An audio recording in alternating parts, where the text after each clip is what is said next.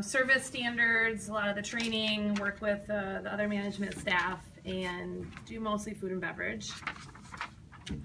Go ahead, Gary. I am Gary Vance. I am a dining room assistant manager. I do more front of the house, couple banquets here and there. I'm Danielle Wood. I'm a sales manager at Zehnder. I've been working with your group so far on the logistics of the event. Normally at Zehnder, I book larger scale group events just like this one. Yeah, cool. If you guys don't mind, if you go around just so we get to know you, your name and what part you'll be playing in the dinner on the 21st. I will not be there. Gary will be there though, and Danielle will be there. I'm going to Asheville, North Carolina that weekend. Very excited. Just rub it in. Yeah.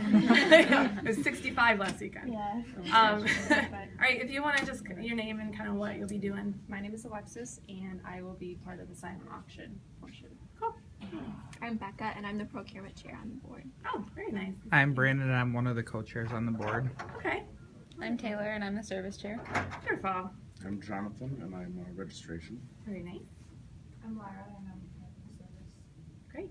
I'm Mary Beth, and I'll be helping with the silent auction. Okay. I'm Justin, part of the service. Great.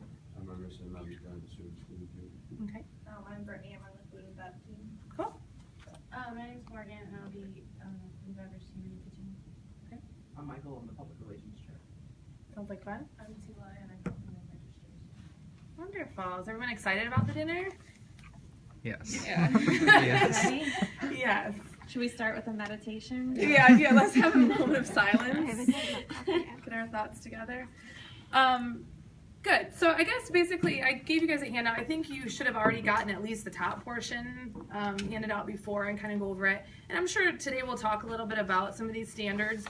Just one thing to remember is depending on the event, they could change.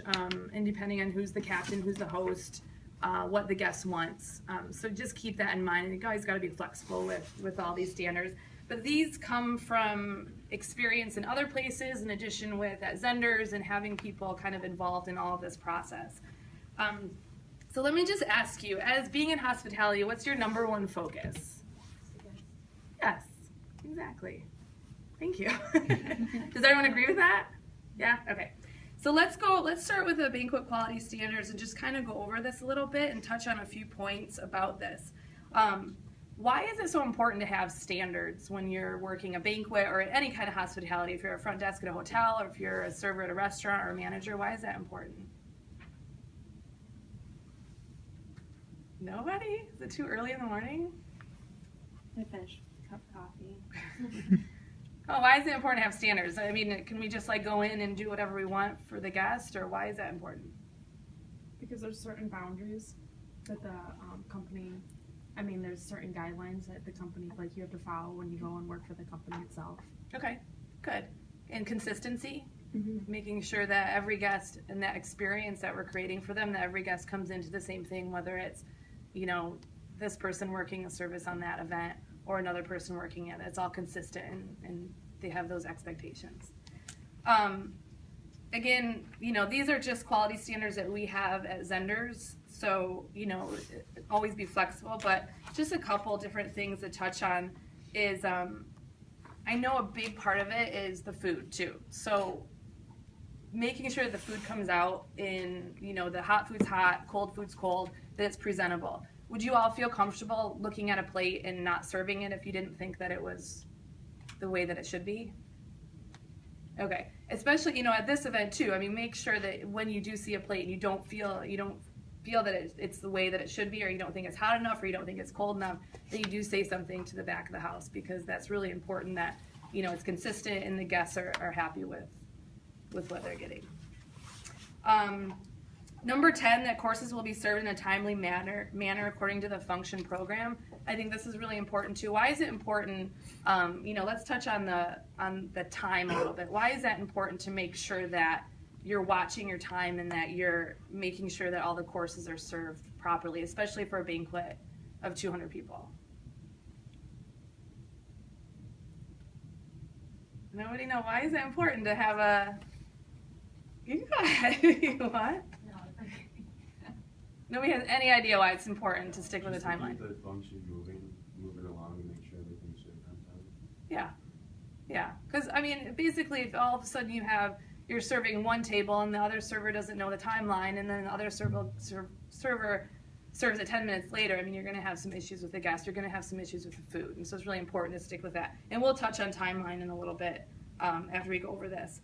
Another thing is with the silverware, making sure that's clean and polished and that proper utensils are for the food service, and you all know that already. And that I think a major thing too is remembering that you're on display to the guests. So if a guest walks in and you're leaning or chatting with a friend and not giving their full attention, I think that's really important. And again, I'm sure you all know this. I think it's just something that needs to be, in your mind at all times. So, greeting with a smile. I don't see a lot of smiles in here today, but hopefully on Saturday the 21st, there'll be more. That's always something that I've always been a big advocate of, is always smiling. Even if you don't feel like smiling, that's really important in any hospitality industry, wherever you're working in hospitality. Are you all good smilers? No? Okay. Well, we should, maybe after class we'll talk about that. Your table feels your energy. So. Yeah, absolutely. And the overall image of our service is, and this is just at the bottom, is composed of 100 small details. And just making sure that everything, including how you look, how you present yourself, your body language is really important, what you're saying, and also how the table is set up, how the food is served. In the end, you're creating experience for the guests. You're not serving food only. You're not just they're not paying for service. They're not just paying for the food. They're paying for a memorable, unique experience. And I think giving that to each individual is what is the most important thing in any area of the hospitality industry. Whether you're at the front desk at a hotel, whether you're serving at a restaurant, whether you're leading a tour group. It's really important that you remember they're there to pay for that experience that you and you only can provide for them. So keep that in mind. It's not just about the food, because you can have good food and bad service. You can have, good service and bad food, but in the end, the bad thing is what people are going to remember. They're going to remember when they walk in the door and that hostess wasn't smiling. They're going to remember when the server was rude to them, even if the food was amazing. And that's that part of that experience. There's a zone of tolerance in service too, touching on what Emily just said. You could have something wrong with the meal, but if you delivered a great experience up until that point and their steak was overcooked, but so far, you've been really polite, you've delivered great service, everything came out on time, they like you by that point. I have a great server. My steak is overcooked, but I'm not that mad about it, because you stand there, you ask, is your steak cooked properly?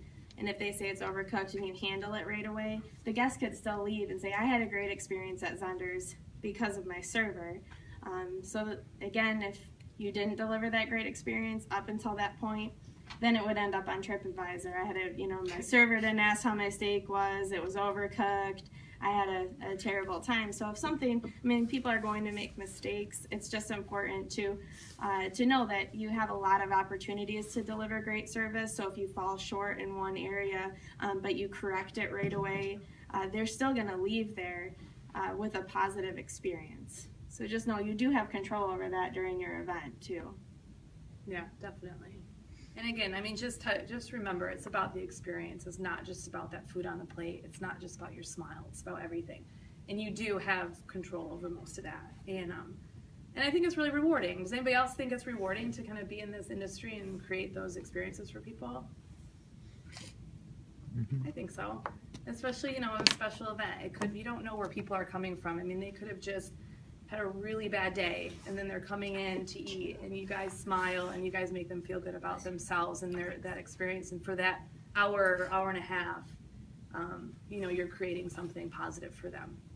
So I think that can be very, very rewarding. Let's talk a little bit about the service experience. And I think the first impressions are always important, lasting impressions, and when they leave, and making sure we're greeting everyone with a smile and saying thank you throughout service, and make sure you're smiling. And I know that sounds silly sometimes, but when think about it, and think about it today. When you walk somewhere and you see someone smiling, it makes you feel really good about yourself, and it makes you have even a little bit of a better day. If it doesn't, then you might have some issues with yourself. Just kidding. But but it's contagious, and I think it's positive, and I think it makes then you feel good too, even if you're having a bad day, which we all do. detailing your tables. What does that mean to like detail your tables? Oh, actually, first, Danielle has a story about customer service. Oh, yeah, we're going to talk about customer service Yeah. and serving and good and bad experiences. So, and also playing off of what Emily said, you don't know what people are there for. They could be celebrating something. You're a vital part of that celebration, and they're at time with you. They've chose your restaurant.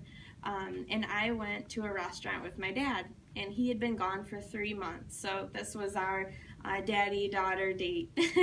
And our server approached the table, hey guys, you could just tell he didn't really want to be there. We waited a long time to get beverages, which I ordered a water. I could understand if I ordered a drink with a little bit of love into it, you know, like a Bloody Mary with a splash of pickle juice or something like that, but it was just a water. So it's distracting from your dining experience too. You're like, okay, we don't have drinks yet. And then when we finally did get them, I said, thank you. And he said, yeah. That is not a proper response when someone says thank you. But it's really easy to do because maybe that's how you talk to your friends.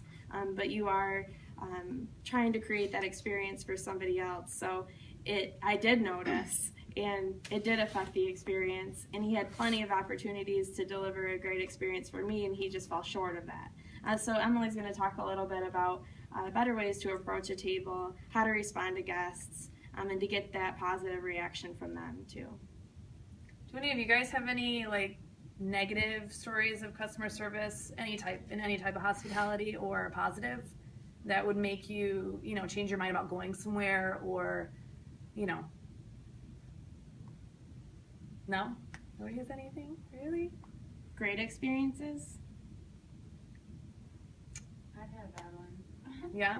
I was in Florida and at this like rooftop bar, and it was just the same thing, like we waited forever for drinks, and then I ordered something and they took my order, but then they waited, and once they brought the person with his order, they told me they didn't actually have what I ordered.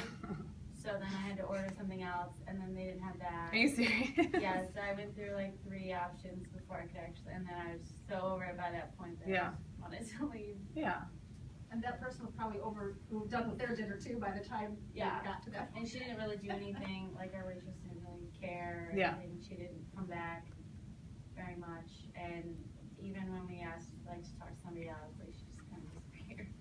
And that, and then you're paying for that, and it makes it really frustrating, and that can put you in a bad mood. And I don't ever like paying for something if I don't get, again, if the food is okay and the service is wonderful, that's fine. If everything is just okay or mediocre, then definitely have some issues with that. Does anybody else have any good stories about any customer service or weird requests or anything like that? No? Wow. All right. Let's talk about proper verbiage. And that's on this sheet, and then also on appropriate verbiage on the other. Why is this important in the hospitality industry? To know your audience and who you're talking to. Mm-hmm. Like, it's going to be different the way we're going to speak the night of the dinner as opposed to if you were working at a pizza place. For sure. Yeah, definitely. So it changes on the event, it changes on the place you're at. Why else is it important to know how to say and what to say? So you sound like eloquent during dinner. So Mhm. you get to match like what you'd say to the type of event that you're at. Yeah, definitely. And I think people notice that. I mean, you walk into a restaurant and someone says, hey, what's up? I mean, already it's like, all right, this is probably not going to be that good. So let's look at the appropriate verbiage. If you guys just want to look at that a little bit and kind of tell me why you think the unacceptable are unacceptable, probably in any situation that you're at where you are talking to guests.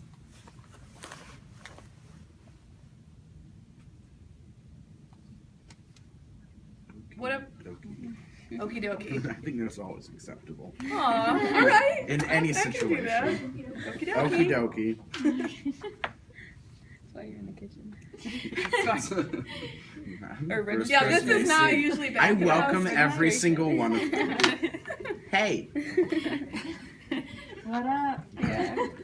What up? Why is it not appropriate to say, do you want another, it's not that it's not appropriate. In a situation where maybe you're at an upscale event, why is it not appropriate to say, do you want another drink? Kind of rude. Yeah. Yeah, it sounds weird. Yeah. It's like you're going out of your way to give them another drink. Yeah. It's like you really want, you're almost soliciting the negative. You really want another one, you're going to make me run all the way back there and get it. Or it's like they had too many or something. Like, you want Right. another drink. Yeah, really? You serious? Alcoholic, get out. You're cut off. You're cut off. You're done. And so, can I interest you in another or, something along those lines. But I think, just kind of watching what you say, and this is really important because you'll notice it more and more as you, kind of are involved with that.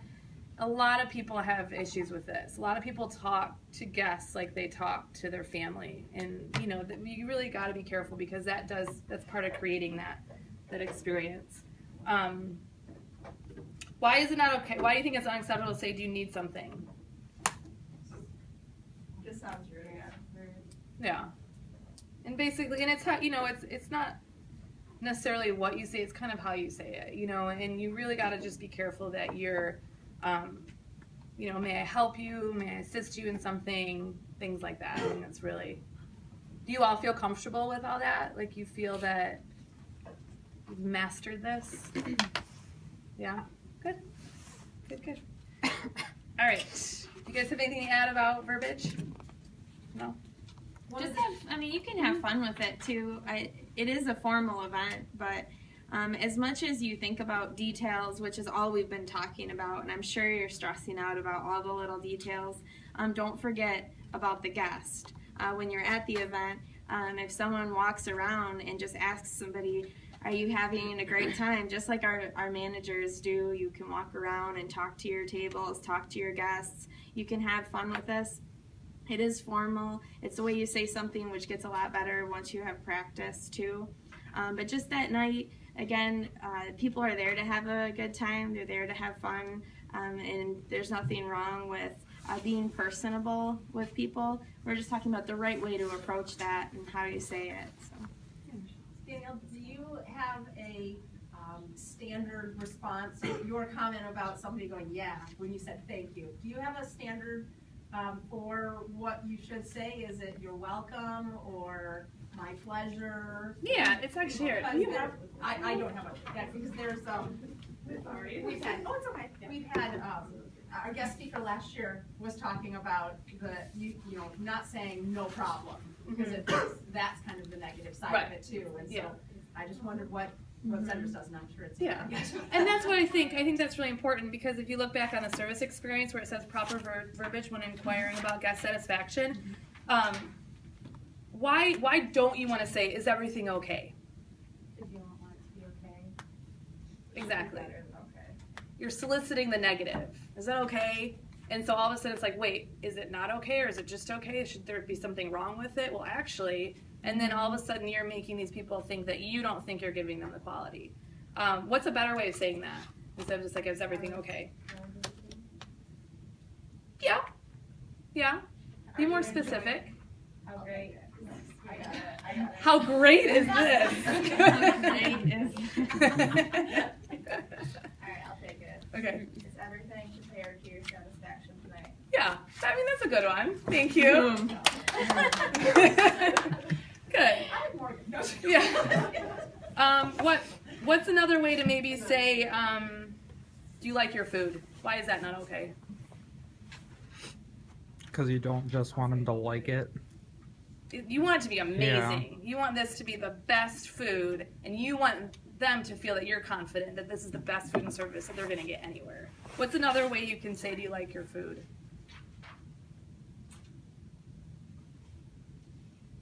Maybe personalize it so it's not so generic, like maybe say what they're actually eating. Exactly. Be specific.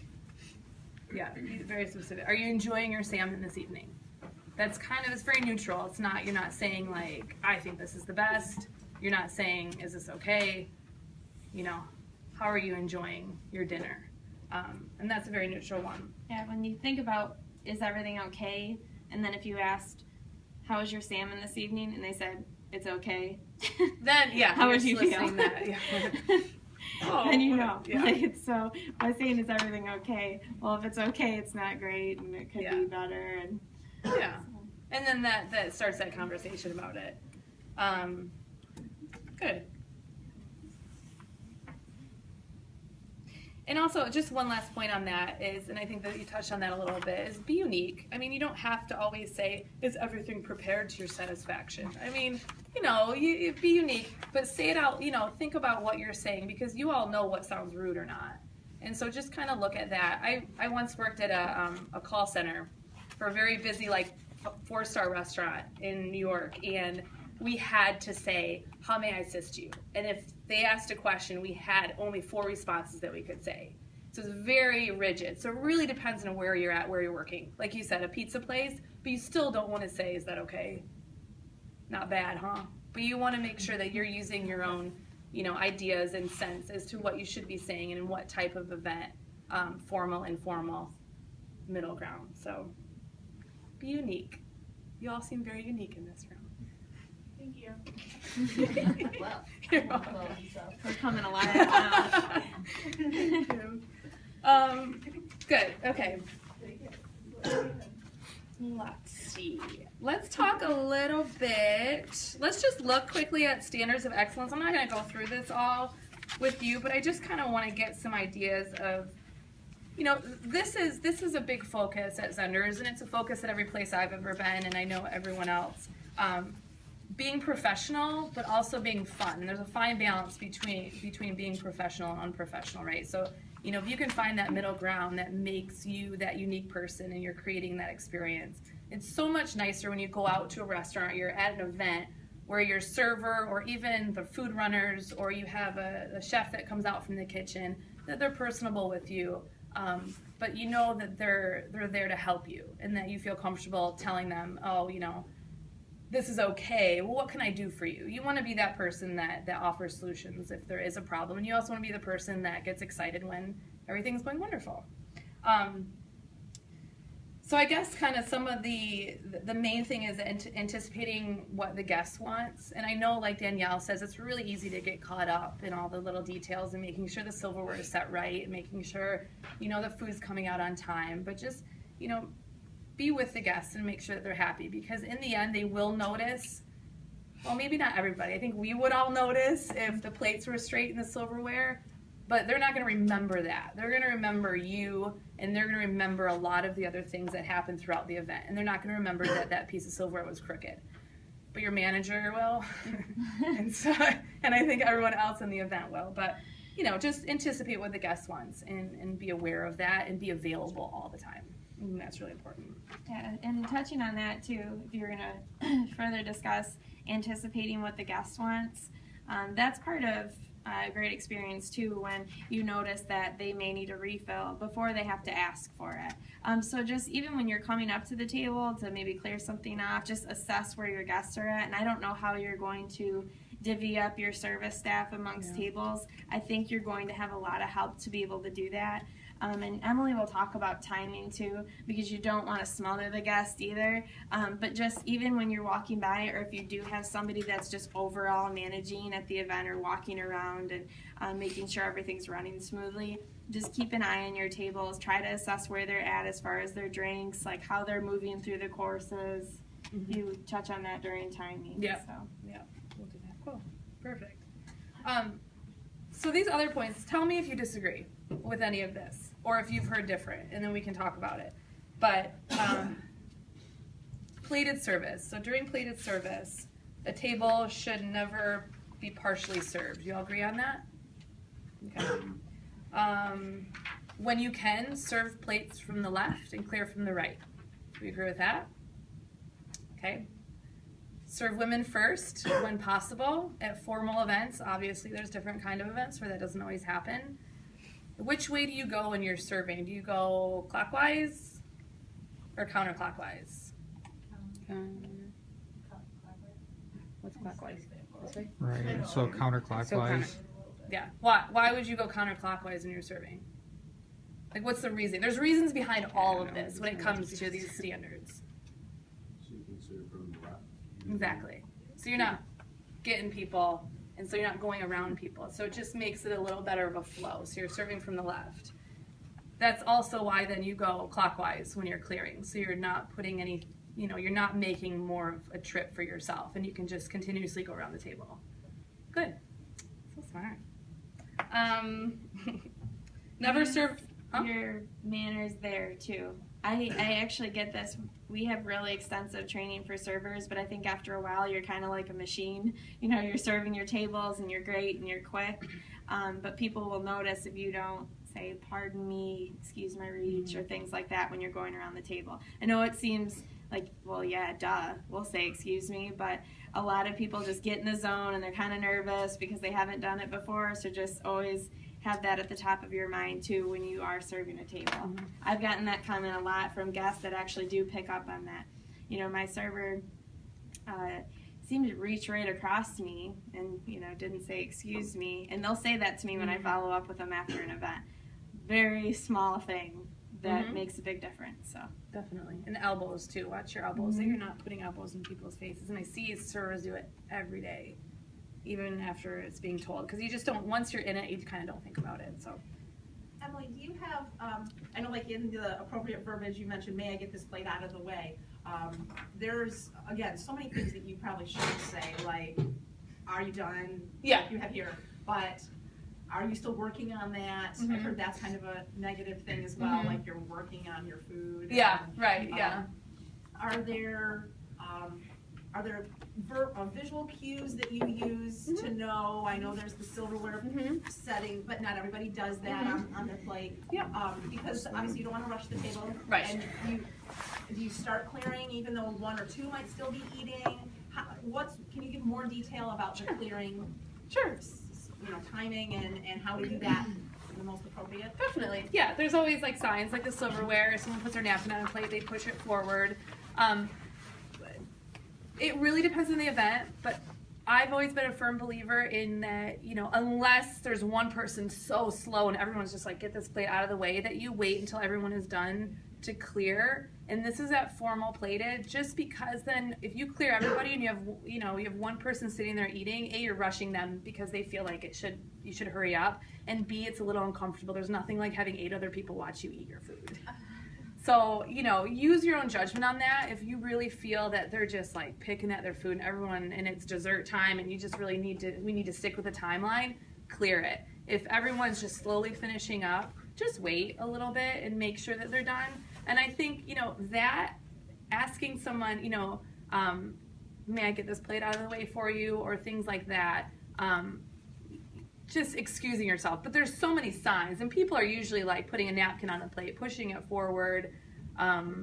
Silverware is a good one, and just kind of, someone just looking around and doing that. But I think, the visual cues are always going to be there. Think about what you do. And nobody likes to have a dirty plate in front of them, so as soon as you can get that plate out of the way, do it. But as far as, with clearing the whole table, I would just wait until the majority of the people are finished, or everyone's finished. Otherwise, it gets a little weird. It would be weird for me. Do you ever take the silverware off the plate if you need it for, like, they use the wrong thing? Or No. I believe Zehnder clears it and brings them a new one, Yeah. right? Yeah, always clean utensils for every course. So usually when you do have a plated, you want to make sure you have one utensil for every course. Either that's on the table already. If there isn't room on that, then you serve that with the course. And you set it down. You don't serve it on the plate. You set it on the table in the appropriate place. Also, just like a quick, I don't know if you guys will be doing this, but when the dessert fork, if you have a dessert fork and a dessert spoon up top, right? Which way does the dessert fork face? Right. With the prongs are which way? When you're looking at the table? The right. Right. The right. Why? I don't know. I just heard everyone say it. Okay. Which way does the spoon face? Left. Yeah. So the head of the spoon is to the left, right? Why is that? There's a reason. Anybody know? Just those are the hands you pull down. Yeah, exactly. So in formal dining, when everything is cleared, you pull those down for dessert. So you pull them down so then it's obviously facing the right way. There's reasons for everything with etiquette, but so are you guys having 1 spoon at the top. You're doing 1 spoon on the top. So that might be, you know, a fun practice to do, is to kind of, you know, test it. As long as everyone does it at least at a table, otherwise it looks a little weird. You know, you have one person pulling the spoons, but it's kind of fun. Once everything's cleared in the silverware, you know, it's kind of a nice touch, I think, to give people, and people will notice that if you pull their spoon down for them, if you already have it preset. Was there something else? Is that it? Okay. Do you guys have anything else on that, at least? And we'll go over some more, like, table setup. When you are setting a table, are you all very comfortable in setting tables? What are your standards for setting tables? Just, I mean, do you all have a certain, as far as like placement? Yeah, Taylor taught us like the. Taylor taught us. So Taylor, what is it? Well, I guess, what are you asking? Like, well, just everything. Like if you have a server that has no idea what they're doing, or someone that needs to set a table, how would you explain? So say they have 2 forks, a knife, and a spoon. Okay, I would just, well, I would tell them, like, where to put the wine glass up to the right hand of the plate, like up here. Mm-hmm. And then I would tell them that when the guest is going to be eating, that they're going to eat from the outside in. So make sure, like, if the forks are different in size, let's say their salad fork is to the left of the dinner fork, and just like that, so they have the tools they need to eat from the outside in, I guess. Cool. So what if... let me use some of this. Do you need your lovely assistant? Yeah. Come on, Gary. I like Gary. Alright, so show me then. Yeah, all Thank you. So Taylor, are you the trainer? Yeah. Alright. So show me, so I'm a server and I have no idea how to set a table. How would you explain it to me as far as like doing this here? Like, I mean, I guess I just walk wherever you go. You're over Wherever you want to go. I don't know, I would just explain it to them with our napkin's going to be on the, yeah. And I would make sure to tell them that, like, the knife needs to face inside and things such as that. Okay. So what if so then I come over here and I set the table.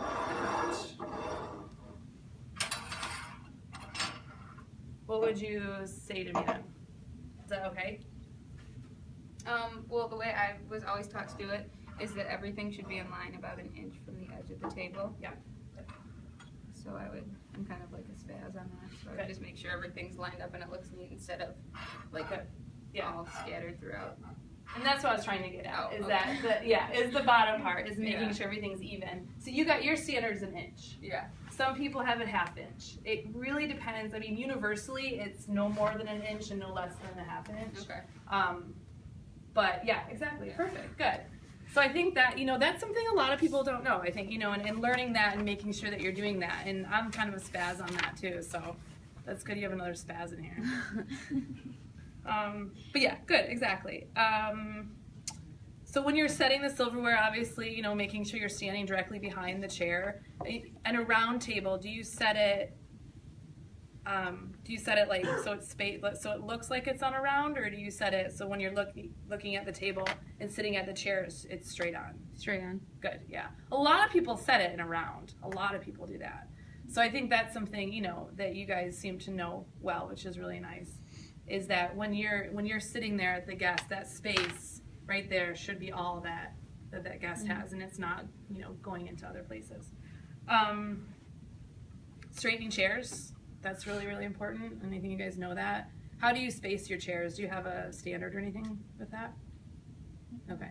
At the restaurant we use the water carafes a lot of the time, so they're all spaced out the same way, and making sure that there's enough space and between all the chairs and things like that. So I'll just, it's all small details that, you probably already know, just kind of making sure that you're keeping up with that, and it seems like you have some good leadership in here, so that's good.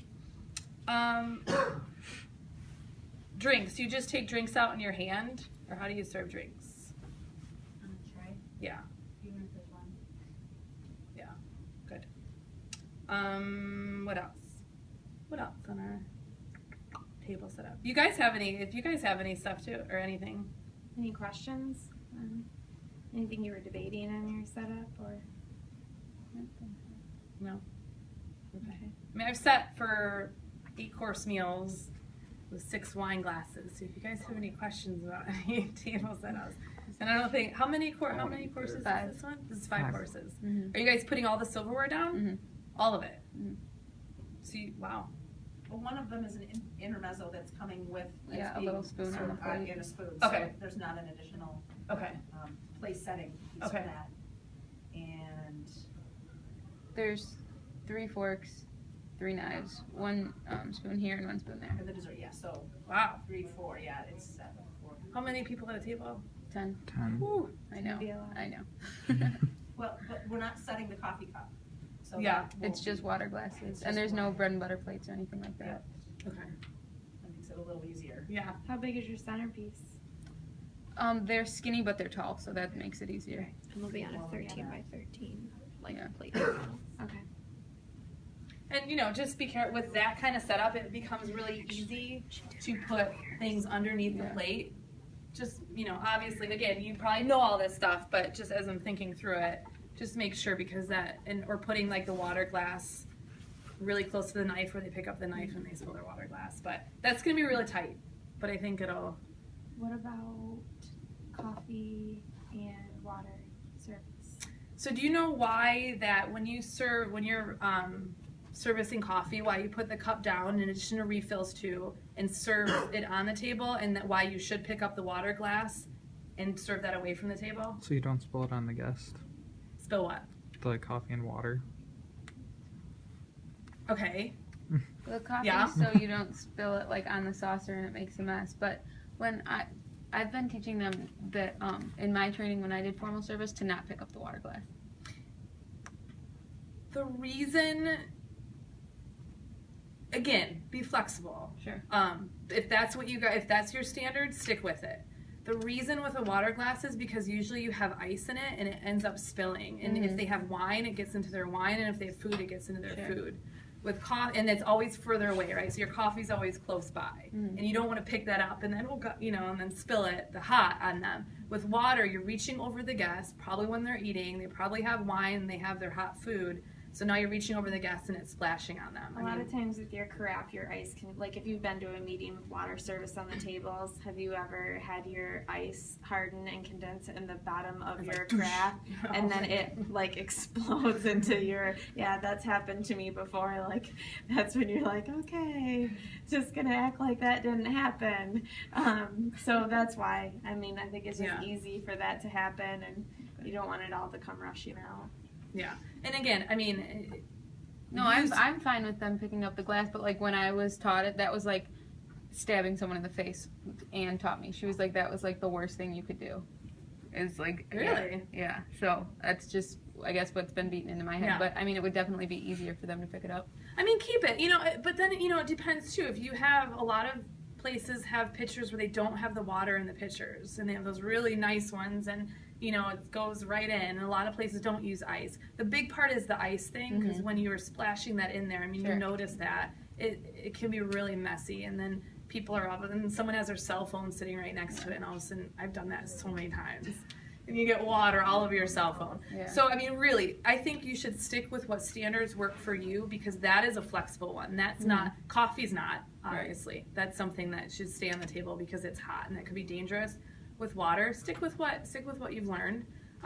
In time, you will see people change their standards and etiquette. There's certain things, obviously, that should stay the way they are, but stick with it and watch it now. Yeah. And just I'm open for it to be flexible, but it's just like kind of cool to hear that it's okay to pick up the water glass, because that was always something that was like, no. Yeah, and you don't pick up wine glasses, obviously, but those all stay on the table. The water glass is just because it's all, and people always push it so far away, and so then you're reaching over and you're just gonna spill on somebody. But just watch it and see, if that happens. Okay. It might be something interesting, but that could go either way, I guess. But You mentioned about refilling coffee. Mhm. If you are bringing coffee service for the first time, Mhm. it's still the most appropriate to put it on the table Yep. and refill it, or just fill it for the first time beside them. Exactly. It's the exact same way. It's not fill it on the tray, because I've seen Yeah. people do that too, and then Yeah. for the first time, it's like a service. I'm giving And then, you the yeah. coffee, and then so Yeah, coffee I service agree. is what we always do. I've always done that everywhere. I know we do it at the restaurant. Is you bring the cup and the saucer out, and then your carafe, and you fill it at the table. Yeah, but that's with it sitting on the table, sitting on the not table. tray. Yeah, exactly. Yeah. Does anybody else have any questions about any of that, or comments, or ways you've seen it done different? Good. And again, everything's open to interpretation. Everything is, except for certain things, obviously, and that's just part of service. And I'm not going to go over everything that's not. You'll find out probably on your own what's not. Trial and error, but hopefully it's with friends and family and not a paying guest. Is there a discreet way, maybe not, just do it, but when you've got, let's say creamers or packets of sugar, and, some people just get big piles, and some people kind of scatter them all. Yeah. To, clean up their mess without having it be really intrusive, but you want the table to look clean, and as you're doing course changes and stuff like that. Is there a best way to do that? Especially with a table of 10, with all of that stuff, there's not. I mean, you just need to be as polite as possible. And that's where smiling and saying, excuse me, can I get this out of the way for you? And just, getting as much as you can. There's always times where we go around clearing from the previous course, and someone put something in the middle of the table, like the butter or something that we need to clear. You just can't get to it, and that's okay. It's all about the guest and making sure you're not, because there's nothing worse, especially when you have a table of 10, of being like, excuse me, and then reaching with your armpit in everyone's face. It's kind of gross. So no armpits. No armpits. But yeah, so that's okay. I mean, that or your deodorant that day, but or don't. Or don't. Depends on what you like these people. Yeah, there's not. I mean, you're always going to feel like you're getting in the way, but just be very aware of that. And say, excuse me, and smile. Oh, I didn't even smile. My apologies for that elbow there. I'm so sorry. And they'll laugh with you. It's like okie dokie. And say okie dokie. Whoopsie daisy. Whoopsie daisy. It's nice when you say it. That was my armpit. Whoopsie daisy. Whoopsie daisy. My bad. Don't say that. Bobby. Okay, do you have anything to add with that, Gary? That all sounds good. Okay, do you guys have any questions about anything that we've talked about so far? I know it's probably not all new information, but it's just good information. No? Okay. The last one, what to remember about hospitality, and this is just some basic stuff. So, I mean, we don't have to like get real deep into it. Oh, and we still have to go over timing. But I think it's really important that, the number one, obviously, as Zehnders and at any place that you're going to work, is that every guest is satisfied. That's not easy at all. At all. I mean, I'm sure you all know that. How many of you work like outside in the hospitality field somewhere? So you all know that it's not easy to make everyone happy. Or do you?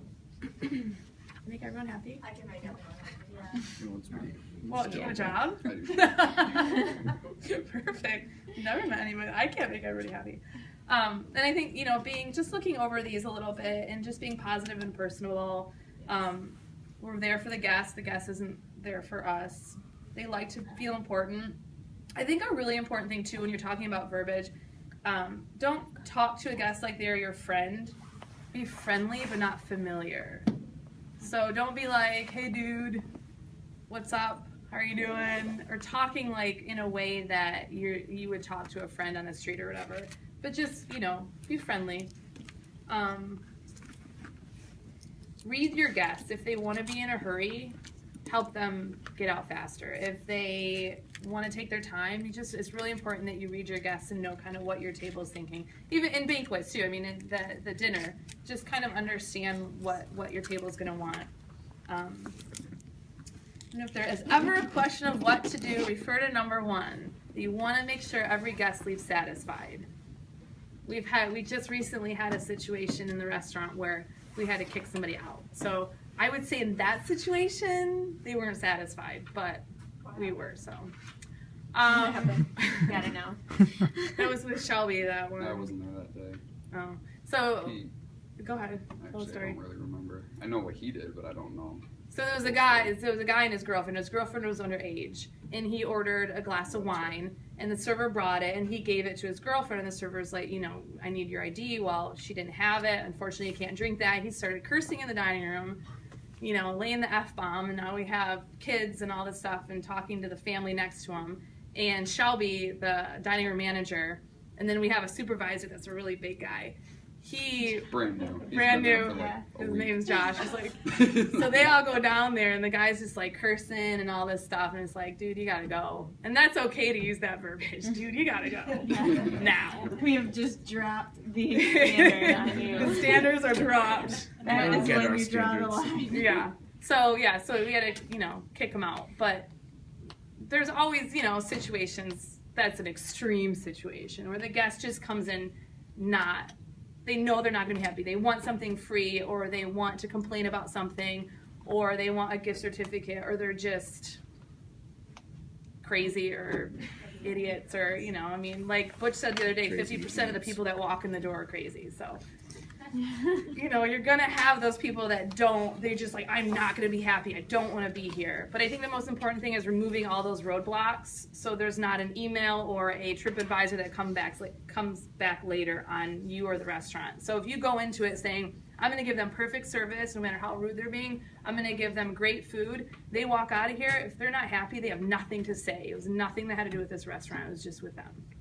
And people will watch how you respond to those people too. I worked at a front desk for 5 years, and you have that a lot at a front desk at a hotel, just irate guests. And if you can work through it and respond to them and act professionally, everyone else in the back of the line will feel very sorry for you and treat you very well. Or I had a lot of people, I don't know, they all gang up on me, I feel like.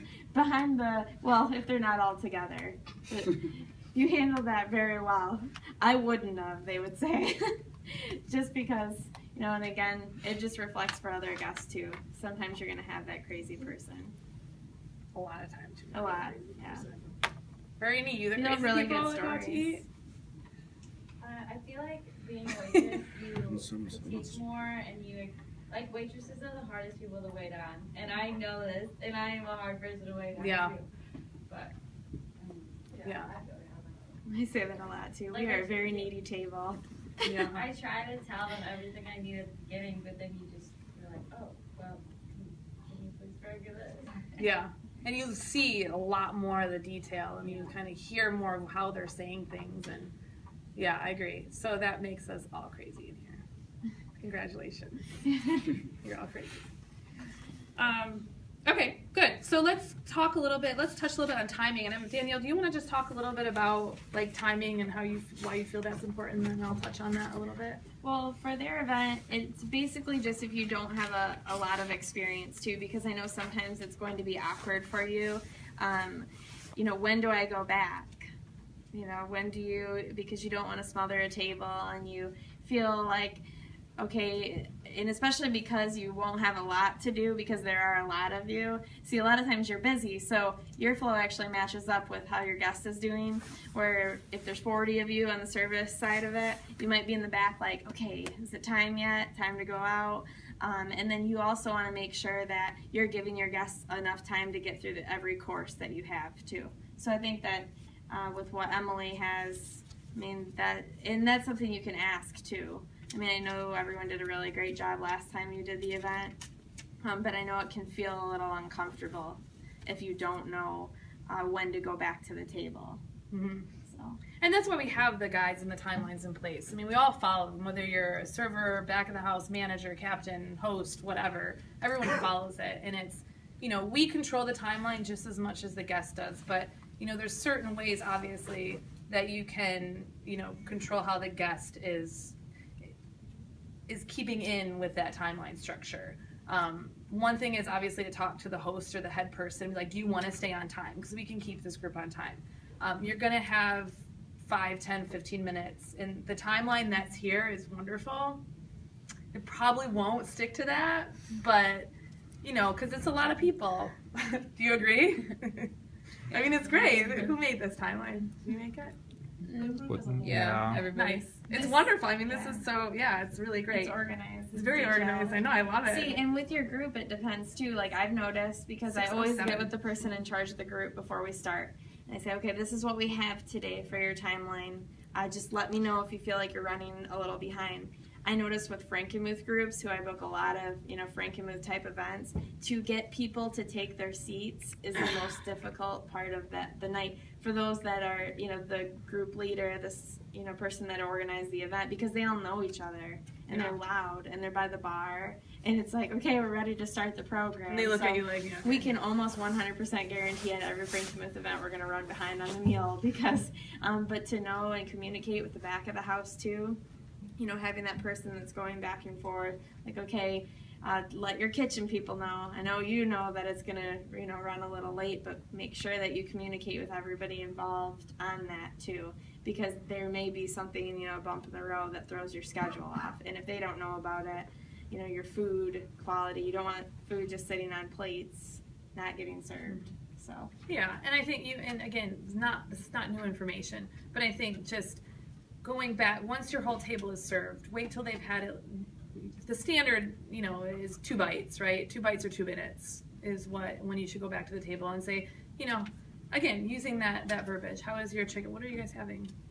You're having all sorts of stuff. What's the main entree? Steak and scallops. Oh my goodness. We weren't invited. I know. How is your steak this evening? How is your blah blah blah? How are you enjoying your evening? And then just, can I get you anything else this evening? Or, kind of like that. And just making sure that they're all set with their drinks and their food. And then walk away. And be available, be visible, but walk away. You want to be as attentive as possible, but you also want to be, you don't want to be disruptive. You don't want to be in the way. You don't want to be, yeah, right. You don't want to be part of that table. Yeah, exactly. Overwhelming. So I think that's always a good rule of thumb. And do you all agree with that? Like 2 bites, 2 minutes, kind of that idea, and making sure that everything's good. What if someone says, my steak is too underdone, I need to cook more? I have a question about that. Yeah. When you serve steak or any kind of meat at Zehnder's, do you have them cut into their meat first before you leave the table, or do you come back? If it's a banquet, no. Depending on what, if it's just regular service, yeah, I think that, we definitely, if it's just that table. If it's a banquet, no.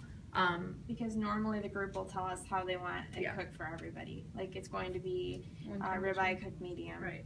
Yeah. If it's a to-order steak. But it could also not be cooked that way, so it doesn't mean we're not going to correct that issue for the guests. It's just and that's why you check back.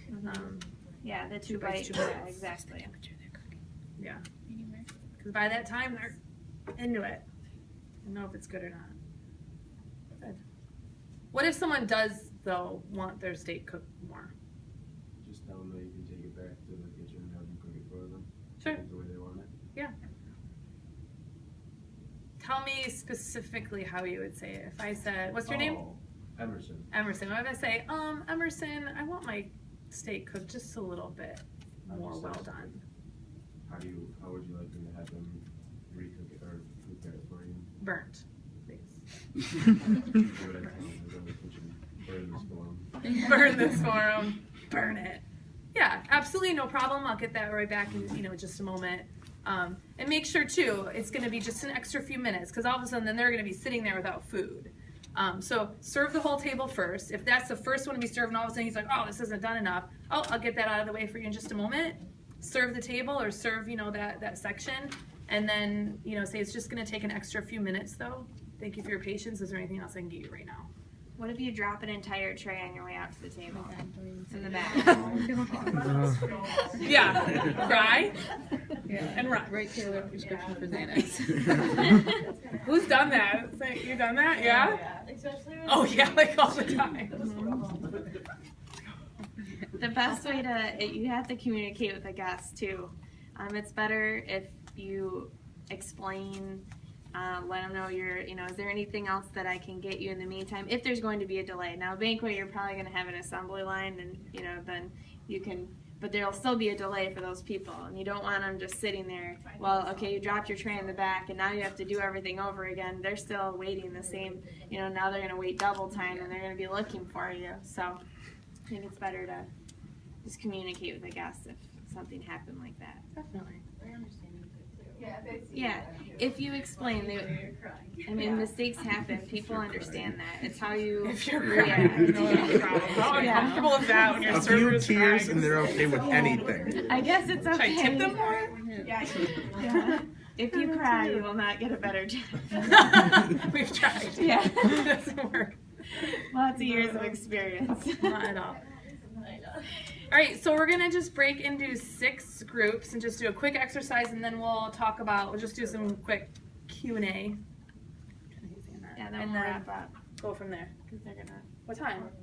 What time? You have about 15 minutes. Oh, perfect. Yeah, that's perfect. Perfect. Okay, so 6 groups. So however you guys want to do 6 groups, this would be like 10-minute exercise, really fast. So there's probably only about groups of 2. Oh yeah, we don't have a lot of. Should we scale down? 1 group of 3. One group of 3. I'm not included in No this. groups of 4. There's one group of 3. And then groups of 2. Morgan with We'll be a group of 3. And did you include Taylor? me? Yes. no. Okay, good. Never mind then. Don't include We're me. beating one field. Going down. Perfect.